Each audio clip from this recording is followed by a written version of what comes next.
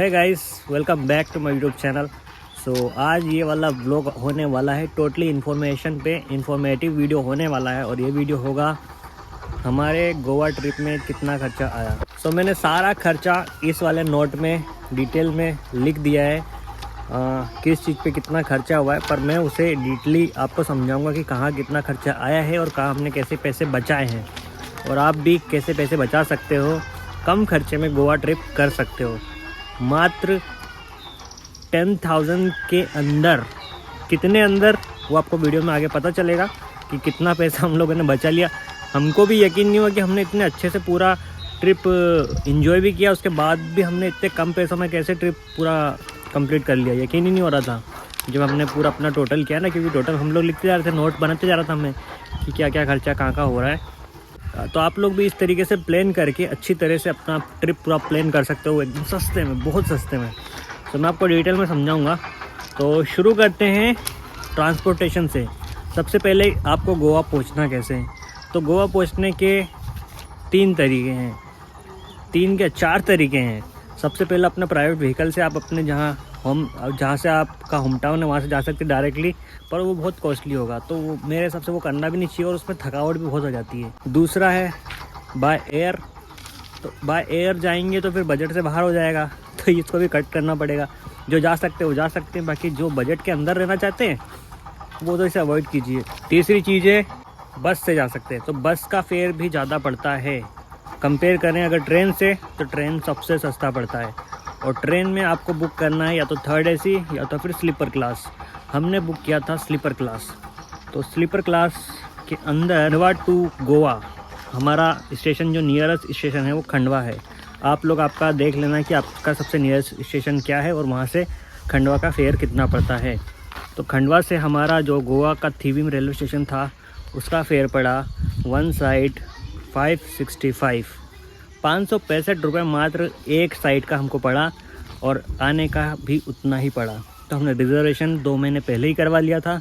तो 565 और 565 प्लस 1,130 रुपये, 1,130 रुपीज़ ओनली। तो ये हमारा ट्रांसपोर्टेशन का पड़ गया आने जाने का। अब सेकेंड चीज़ आती है, देखिए हमें वहाँ रहने का कितना पड़ा। तो हमें रहना का वहाँ पे पड़ा है, अब जान के हैरान हो जाएंगे, मात्र 475 रुपये, 475 रुपीज़ ओनली एक दिन का हमको पड़ा है रहने का। ये कैसे हुआ? क्योंकि हम लोग थे ग्रुप में, 5 लोग थे ग्रुप में, तो 5 का इंडिविजुअल 475 रुपये पर डे पड़ा। वो भी एक अपार्टमेंट का, जो कि 2 BHK था। 2 BHK अपार्टमेंट 475 रुपये पर डे पर पर्सन को। तो टोटल 5 दिन का फेयर हमको पड़ता है 1900 रुपीज़, 1900 रुपये एक आदमी को 4 दिन का पड़ा। ठीक है। और अपार्टमेंट का फ़ायदा ये है कि अपार्टमेंट में आप किचन आपको मिल जाता है, तो आप किचन में कुछ भी बना के खा सकते हैं। तो ऑलरेडी उससे पैसे बच जाते हैं। ये मैं आपको आगे समझाऊंगा कि कैसे हमने खाने के पैसे वहाँ बचा लिए। हमको टोटली बजट फ्रेंडली ट्रिप करना था। आपको स्टे का भी बता दिया मैंने, रहने का अपार्टमेंट का हमारा कितना पड़ा, 475 रुपये पर डे पर पर्सन को। वहाँ जाके आपको इधर उधर घूमने के लिए सबसे बेस्ट चीज़ क्या है ट्रांसपोर्टेशन की, कि किससे आप इधर उधर जा सकते हैं। तो बस तो एक ऑप्शन है, पर बस ऐसा है कि लिमिटेड जगह से लिमिटेड जगह ही चलती है। तो आपका दूसरा ऑप्शन आपके पास आता है टैक्सी। टैक्सी अगर आप लोगे तो भाई टैक्सी का इतना खर्चा है, इतना महंगा बताते हैं वो। रेलवे स्टेशन से अगर आप कलंगुट और यहाँ तक भी जाओगे ना, 500-600 रुपये से कम वो बोलते ही नहीं है। सो आप टैक्सी तो भूल ही जाइए।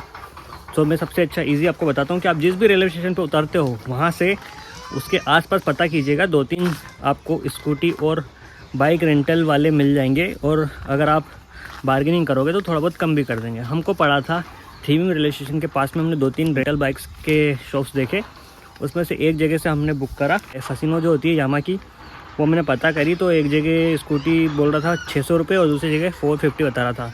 तो हमने 450 वाला बुक कर दिया 5 दिन के लिए। तो ये 450 इंटू 5 डेज़ हो गया 2,250 रुपीज़, 2250 रुपये पड़े हमको 5 दिन के। और ये भी 2 लोगों में डिवाइड होगा, क्योंकि एक स्कूटी पे 2 लोग बैठते हैं। और 2 लोगों में जब ये पैसे डिवाइड होते हैं तो एक को आता है 1,125 रुपये। मात्र 5 दिन के 1,125 रुपये स्कूटी के हुए। और साथ में अगर आप पेट्रोल का खर्चा लगाते हो तो अगर एक स्कूटी पे 2 जन बैठते हैं तो हमारा खर्चा आया था लगभग 800 रुपये के आसपास आया था तो एक एक को पड़ गया 400 रुपये। तो अब 1125 में 400 प्लस कर लेना, इतना हमारा स्कूटी पे खर्चा हुआ।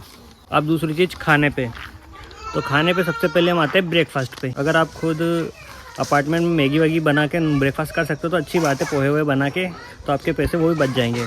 हमने एक दिन मैगी खाया था, बाकी दूसरे दिन से हम लोगों ने बाहर ही खाना चालू कर दिया था। और वहाँ आपको ब्रेकफास्ट में मिलेगा वड़ा पाव, ज़्यादातर आपको वड़ा पाव ही मिलेगा, या तो फिर समोसे मिल जाएंगे। वड़ा पाव का अपन लगा लेते हैं। वड़ा पाव हमने खाए थे 5 दिन मान लो ब्रेकफास्ट में, तो कितने हो गए, 20 रुपये का एक वड़ा पाव मिलता है, तो 5 दिन के हिसाब से 100 रुपये, मात्र 100 रुपये के वड़ा पाव खाए थे हमने 5 दिन। खाने का लगा लेते। दोपहर को जो लंच होता है, लंच हमने खाया था 120 रुपये की एक थाली, वेज थाली के हिसाब से अपन जोड़ लेते हैं 120 रुपये की वेज थाली, ठीक है। हर लोकेशन के हिसाब से पैसा कम ज़्यादा होता रहता है।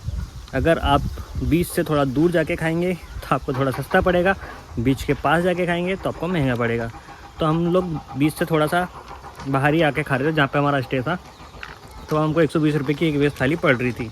तो 120 इंटू 5 डेज़ 600 रुपये, मात्र 600 रुपये में हमने लंच 5 दिन किया। उसके बाद में आते हैं रात के खाने पे। रात के खाने का हिसाब कुछ इस तरीके से हमने किया था कि हम लोग सोच रहे थे कि अपार्टमेंट में बना लेंगे, क्योंकि खाना बहुत महंगा मिल रहा था वहाँ पर और हमें चलना था बजट के हिसाब से। सो अगर हम खर्चे के हिसाब से चलते तो खर्चा बहुत होने को तो बहुत भी हो जाता, बट हमने बजट के अंदर चले। वहाँ पर जाकर राशन खरीद लिया, दूसरे ही दिन खरीद लिया, और राशन पड़ा हम लोगों को 600 रुपये का राशन पड़ा था, जो पर पर्सन हमको एक को 120 रुपये के आसपास राशन आया था।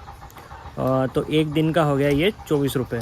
इस 120 को अगर आप 5 से डिवाइड करोगे तो लगभग 24 रुपये आएंगे। तो 24 रुपये पर डे हमको रात के खाने का आया था। सोच लो, इतना सस्ता अपार्टमेंट बनाने के बाद।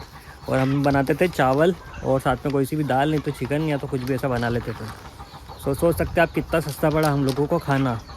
इतने सस्ता में खाना गोवा में मिलना मुमकिन ही नहीं है। हम लोगों ने फिर भी पता नहीं कैसे इतना कर लिया हो। तो मुझे अब जाके जब मैं देख रहा हूँ अपना डिटेल पूरा खर्चे का, तब पता चल रहा है कि इतने सस्ते में हम लोग वहाँ से आ गए, वरना मेरे को तो लगा था 10-12 से ऊपर ही जाएगा।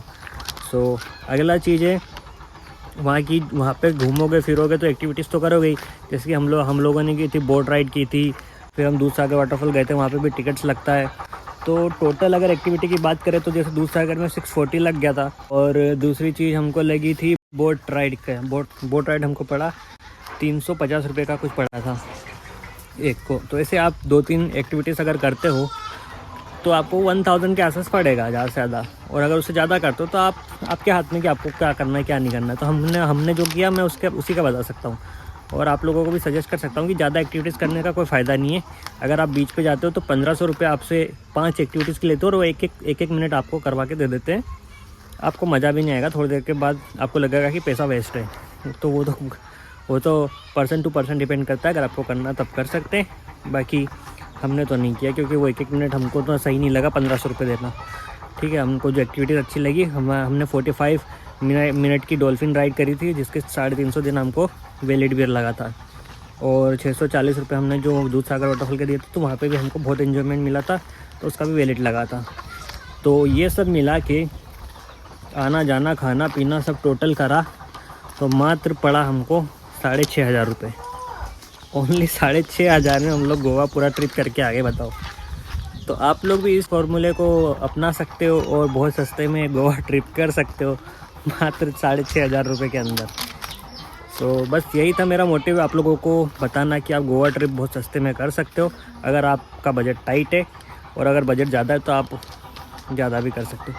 हाँ, दूसरी चीज़, अगर आप ड्रिंक करते हो तो ड्रिंक वहाँ पे सस्ता मिलता है, ज़्यादा महंगा भी नहीं है कंपेरेटिवली बाकी अदर स्टेट्स, बहुत सस्ता है।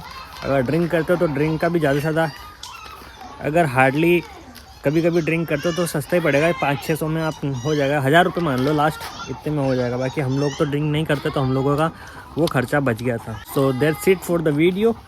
आई होप कि आपको ये इन्फॉर्मेशन काम आएगी, और आप जब भी जाओ मुझसे आप इंस्टा पे कांटेक्ट कर लेना। गोवा से रिलेटेड कोई भी जानकारी आपको चाहिए, कोई भी इन्फॉर्मेशन चाहिए, तो आप मेरे को इंस्टाग्राम पे मैसेज कर सकते हो। स्क्रीन पे आपको इंस्टाग्राम की आईडी मिल जाएगी, और लिंक भी मिल जाएगी डिस्क्रिप्शन में। तो गाइस, आज के लिए बस इतना ही, मिलते हैं नेक्स्ट व्लॉग में, बाय बाय।